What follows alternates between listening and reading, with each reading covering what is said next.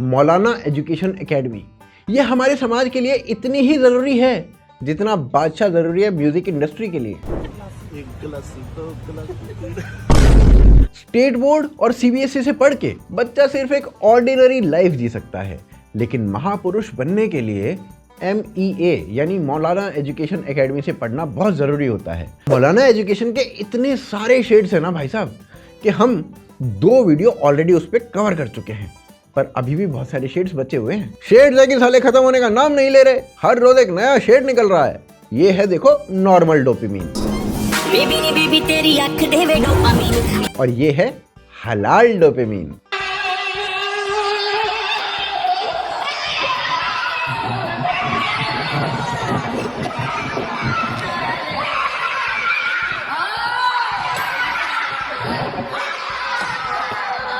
जिस नॉलेज से मौलाना लोगों को नवाजा गया है उसके सामने IIT, IIM, नासा, इसरो ये कुछ नहीं है। ब्रिटिश इंग्लिश, अमेरिकन इंग्लिश के बाद एक और इंग्लिश आई है, हलाल इंग्लिश।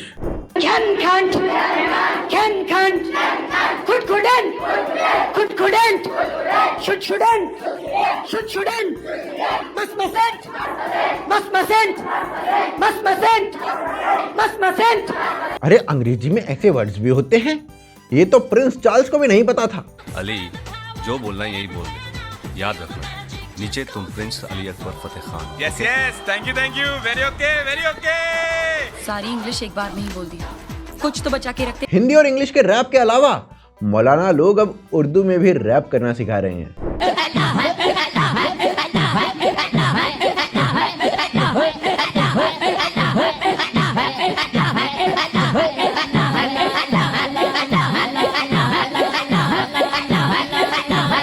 ये रैप आप भारत से बाहर ही जाके करना, क्योंकि भारत में अगर आपने ये रैप किया तो इसकी सजा भारत में 2 बार फांसी है भाई साहब, 2 बार फांसी। मौलाना समाज मेडिकल साइंस को रीडिफाइन कर रहा है, जिसमें इलाज दवाई या ट्रीटमेंट से नहीं होता, सीधे बीमारी को गोली मार दी जाती है।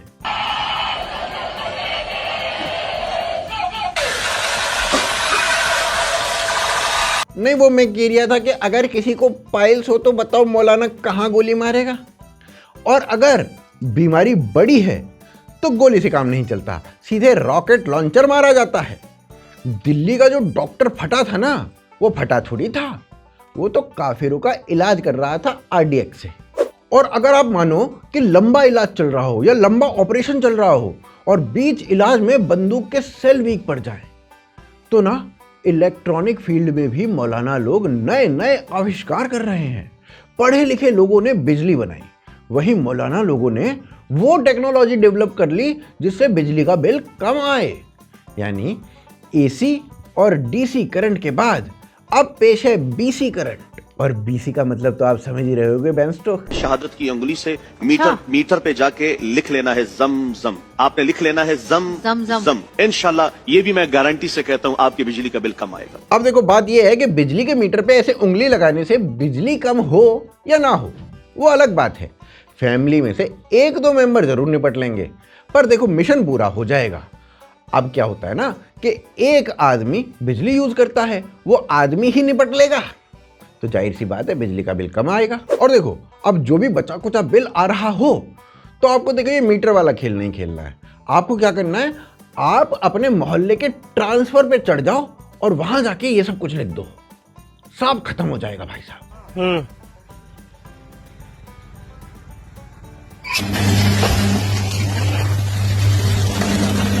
बताओ भाई साहब, कहीं देखी सुनी है ऐसी हाई वोल्टेज, मेरा मतलब है भाई साहब हाई टेक टेक्नोलॉजी और AI, जिससे दुनिया के IT वाले डरे हुए हैं कि ऐसा ना हो जाए कहीं एक दिन AI उनकी जॉब ही खा जाए।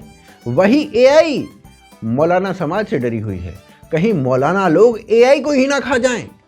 AI को तो ऐसे कंफ्यूज करके रखते हैं ये लोग जैसे वो AI ना हो, खाला की लड़की हो, जो आज तो बहन है पर कुछ सालों के बाद बहन रहेगी या बेगम हो जाएगी, वो उसको भी नहीं पता। अगर जुमा संडे को आ जाए, यानी फ्राइडे अगर संडे के दिन आ जाए, तो उस दिन जुमा की नमाज पढ़ेंगे या जोर की? अच्छा, इस सूरत में अगर जुमा का दिन इतवार को आ जाए तो इसकी नमाज जुमा की ही पढ़ी जाएगी और इस दिन असर की नमाज भी अपने वक्त पर अदा की जाएगी। यानी जुमा की नमाज का वक्त उसी दिन के हिसाब से होगा और असर की नमाज भी मामूल के मुताबिक अदा की जाएगी। यानी जुम्मे का दिन इतवार को भी आ सकता है। जी हाँ, बाज़ों का तकवीम या मखसूस हालात की बिना पर ऐसा हो सकता है कि जुम्मा का दिन इतवार को आ जाए और इस सूरत में दोनों नमाजें यानी जुमा और असर की नमाजें अपनी अपनी तरतीब और वक्त के मुताबिक अदा की जाए। क्या एआई बनेगा रे तू? ऐसे करेगे तुम दुनिया पे कब्जा? दुनिया तो छोड़ो, एक छोटे से कब्जे पे भी कब्जा करके बताओ तो हम माने। भाई साहब, पूरा एआई समाज पूरी मानव जाति पे केस करने वाला है कि ये मौलाना लोगों को एआई के बारे में बताया क्यों। पर चलो, क्यों तो फिर भी ठीक है, बता दिया, कोई बात नहीं। किसने बताया पहले हमें वो बताओ, हम उसे बताएंगे। भाई साहब, मेरा एडिटर इस वीडियो से इंस्पायर होकर 2 दिन से गायब है। जब भी उसे फोन करूं, भाई कहाँ है, बोल रहा संडे है, इस बार बस मंडे को आ गया था, इसीलिए आज छुट्टी है। चलो, एक बार को तो हो सकता है एआई बिरादरी मौलाना लोगों को माफ कर दे, पर मेडिकल साइंस माफ नहीं करेगी भाई साहब। मेडिकल साइंस के साथ मौलाना लोगों ने वो कर दिया है जिससे मेडिकल साइंस को अब खुद मेडिकल इंश्योरेंस की जरूरत पड़ रही है। मेडिकल साइंस खुद मोहल्ला क्लिनिक में लाइन लगा के खड़ी हुई है भाई साहब। अल्लाह के रसूल ने जब उंगली उठाई थी चांद की तरफ तो उसके 2 टुकड़े हो गए थे, एक टुकड़ा एक तरफ, एक टुकड़ा दूसरी तरफ, लेकिन अल्लाह ने उस टुकड़े को मिलाया नहीं, अलग ही रहने दिया। टुकड़ा एक साथ था, नबी ने इशारा किया, चांद के टुकड़े हो गए, एक टुकड़ा एक तरफ, दूसरा टुकड़ा दूसरी तरफ, अल्लाह ने उसको मिलाया नहीं, आज तक नहीं मिलाया। मेडिकल साइंस कहती है चांद का टुकड़ा अभी तक नहीं मिला। मतलब वो अलग ही लेवल का बंदा था। ये कौन सी मेडिकल साइंस है जो माइक्रोस्कोप से टेलीस्कोप वाले काम कर रही है? मेडिकल साइंस अगर चांद का हिस्सा खोज रही है तो एस्ट्रोनॉमी वाले क्या कर रहे हैं भाई साहब? इस हिसाब से तो भाई साहब स्पेस एक्स जो इलॉन मस्क की कंपनी है वो मंगल ग्रह पे जाके रेबीज की दवाई बनाती होगी। मुझे अपने घर जाना है, मुझे घर जाना है। यही सब देख के ना भाई साहब चांद किसी अरब कंट्री को एंट्री नहीं देता है।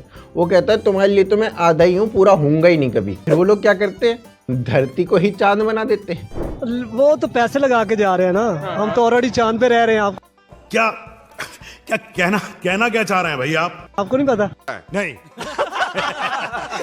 नहीं, मतलब हम कैसे, हम तो चांद पे नहीं रह रहे। अच्छा, मुझे बताया चांद पे क्या नहीं है जो इधर नहीं है, बताया मुझे। मतलब मैं समझा नहीं आपकी बात। चांद पे पानी है? पानी नहीं है। हाँ, तो इधर भी नहीं है।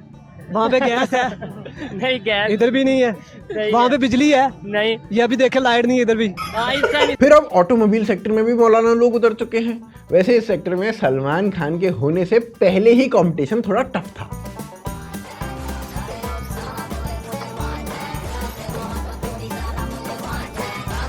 लेकिन फिर आपको तो पता ही होगा कि एक बार किसी मौलाना ने कमिटमेंट कर दी तो फिर वो लॉजिक की नहीं सुनता। अगली क्लिप में मौलाना बता रहा है बॉयज को ट्रिपलिंग कैसे करनी चाहिए। ट्रिपलिंग कैसे करनी चाहिए, मतलब मशवरा देता हूँ कि स्कूटर पे डबल सवारी पर बैठे हैं तो ये देख लें ये कहीं वो गंदा जहन तो नहीं बन रहा, बिल्कुल चिपक के बैठते हैं। ट्रिपल तो तोबा तोबा, आग थू, समझदार आदमी कभी करेगा नहीं। इसी तरीके से ट्रेवल करते हुए पकड़े गए ना तो स्कूटी से महंगा चालान हो जाएगा मौलाना जी। और मौलाना समाज आजकल ना हाई टेक नॉलेज के साथ साथ डेली लाइफ में कैसे रहें ये भी सिखा रहा है। जैसे कि घड़ी से टाइम कैसे देखा जाए।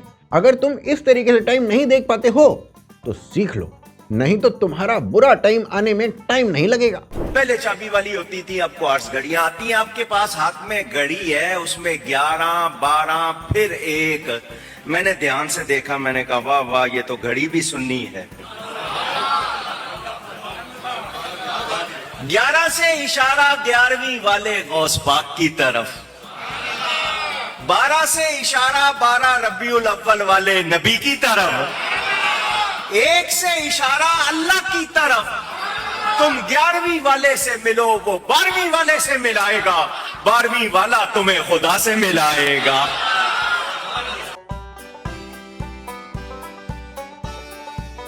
इस हिसाब से तो अभी 4 बज रहा होगा। ये इशारा किसकी तरफ है ये हमें समझ में नहीं आ रहा। ओ अच्छा, 4 बजने का इशारा 4 बीवियों की तरफ होगा और रात के 2 बजे तो इशारा मोदी की तरफ होगा। ये पड़ोसी मुल्क से बेहतर कौन ही जान सकता है ना।